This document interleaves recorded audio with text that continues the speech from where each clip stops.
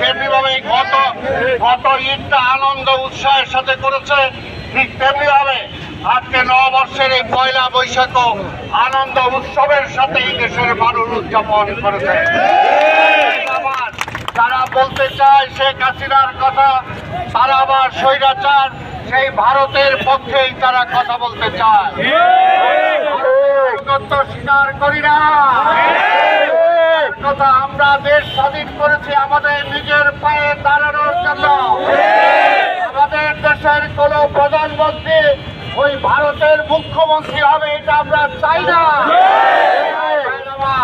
আপনারা দেখেছেন রাফায় যেভাবে মুসলিমদেরকে হত্যা করা হয়েছে, আপনাদেরকে একটা কথা মনে করে দিতে চাই, এই ইসরায়েলের সাথে আমাদের কোনো সম্পর্ক নাই।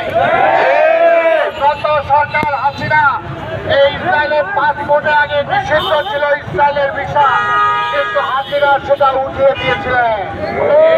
বর্তমান সরকারকে ধন্যবাদ জানাতে চাই যে গতকালকে আবার তারা পাসপোর্টে সেটা পুনঃস্থাপন করেছে। ইসরায়েলের সাথে আমাদের কোনো সম্পর্ক নাই, যেতে পারবে না। তাই ভাই আমার আজকে ধর্মপ্রাণ মুসলমান ভাইদেরকেও বলবো যে আমাদেরকে ঐক্যবদ্ধ হতে হবে। আজকে দেশপ্রেমিক মানুষদেরকেও বলবো ঐক্যবদ্ধ হতে হবে, যাতে কোনো অবস্থাতেই ওই হাসিনা, ওই ভারতের দালাল, এরা যাতে আবার কোনোভাবে ফিরে না আসতে পারে, গ্রহণ করতে হবে। আগামী নির্বাচন আমরা চাই ডিসেম্বরের মধ্যেই হতে হবে। সেই ডিসেম্বরের নির্বাচনে ইনশাল্লাহ ধানের শীষ প্রতীক নিয়ে নির্বাচন করবো। আপনারা আছেন তো?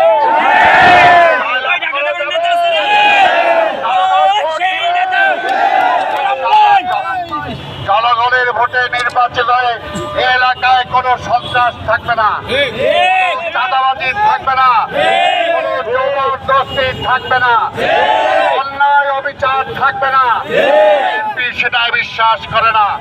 আমাদের নেতা তারেক রহমান পরিষ্কার ঘোষণা দিয়েছেন, তাই এটা জনগণের কাছে নিয়ে যেতে হবে এবং নির্বাচনের জন্য প্রস্তুতি নিতে হবে। প্রতিটা ওয়ার্ডে আজকে ছাত্র দল, যুব দল, স্বেচ্ছাসেবক দল, শ্রমিক দল, ওলামা দল, তাঁতি দল, কৃষক দল, বিএনপি সহ আজকে সবাই ঐক্যবদ্ধভাবে আমাদেরকে কাজ করতে হবে। নিজেদের সকল দ্বিধাদ্বন্দ্ব উপরে ফেলে দিয়ে